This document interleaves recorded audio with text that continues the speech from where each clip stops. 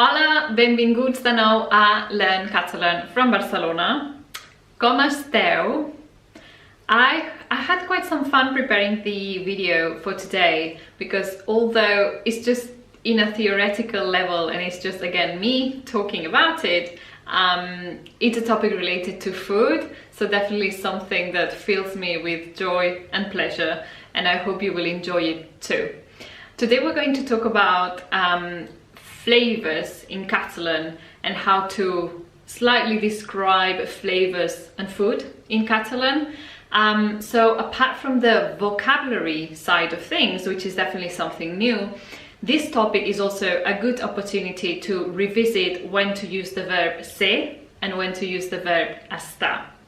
We'll just do a highlight touch on it. I will not go in details. So in case you're already familiar with the topic, then it's absolutely fine. In case you don't know what I'm talking about and you have no idea about the differences between ser and estar, I'm going to link a previous video that I did in the description box below and here in the screen, and that will give you a foundation about the main differences between the verb ser and estar.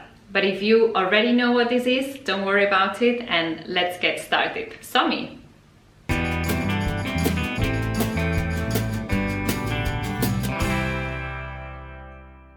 So today we're going to talk about flavors, els sabors in Catalan, and slightly learn to describe different aspects of food in Catalan. Starting with els sabors, flavors, there could be 5-6 main categories of flavors. So the first flavor, el dolç, sweet. So we say dolç when something is sweet, when it contains sugar, and basically, yeah, sweet is dolç. And general sweetness would be el dolç. El sabor número 2, salat,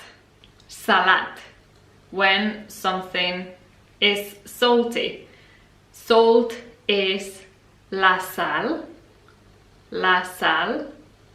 and then the flavor is salat. El sabor número 3, amarg, so bitter, something like coffee or very dark chocolate, for example. El quart sabor is l'àcid, so when something is sour, like lemon, for example, llimona. El sabor número 5, I don't know if that technically can be considered a flavor, but today let's pretend it is el picant, when something is spicy. Y el sabor número 6 is l'umami. Again, I'm not sure if that's technically a flavor or not, but basically refers to this like delight, and from a sense perspective, something that kind of, I don't know, creates like, it's very pleasant to eat. So for example, they say that el pernil ibèric, el jamón ibérico in Spanish, has umami. Okay, so if we have to put this into practice, what does it mean? When we had a look at the verb ser, we said that we use ser for features or things that are permanent, that they don't change or generally don't change. So we would use the verb ser to describe the attributes of food that remain always the same. So for example, we would say la llimona is ácida. La llimona is ácida. Or el cafè és amarg. El cafè is amarg. Of course, you can change the qualities of la llimona or el cafè by adding other things, but the natural state of those ingredients or the food is what it is.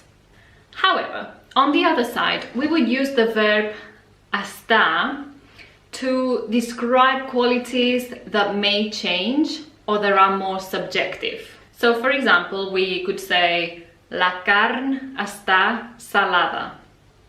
La carne está salada, meaning the meat is salty. It could really be that it's salty. It's not, number one, it's not the general state of the meat, so it's not always salty. And then there might also be a subjective element, and someone finds it more salty than it actually is. So this is why we would use the verb estar, because the qualities and attributes change. We could also say el peix està cru. El peix està cru. So the fish is raw. We would also use estar when we want to express how good or how bad the food is. So for example, you could say està bo, it is good. Està boníssim, it's very good. Or està dolent. Està dolent, it's bad. Or està dolentíssim, it's really bad. Then we could also use estar to talk about the temperature. So està fred, it is cold, or està calent, it is hot. If we want to say that something doesn't have a lot of flavor and it's a bit blunt, then we could say està insípid. Està insípid. If you feel that there's a bit of salt missing, you could say li falta sal. Li falta sal. That means it needs salt, or technically it is lacking salt, but li falta sal. Or on the other hand, if it has too much salt, then you can say està massa salat.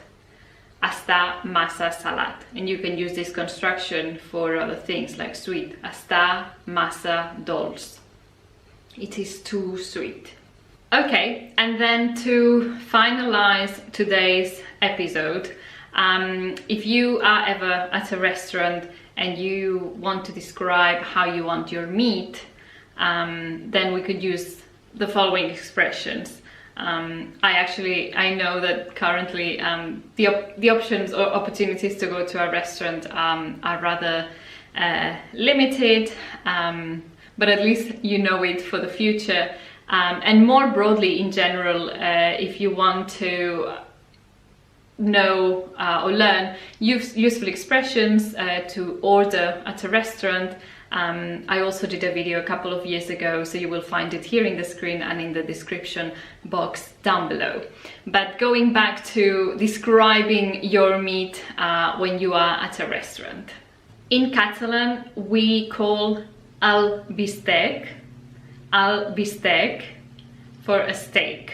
So that means it is singular masculine, and therefore the adjectives are in singular masculine too. So if you want it rare, you say molt poc fet.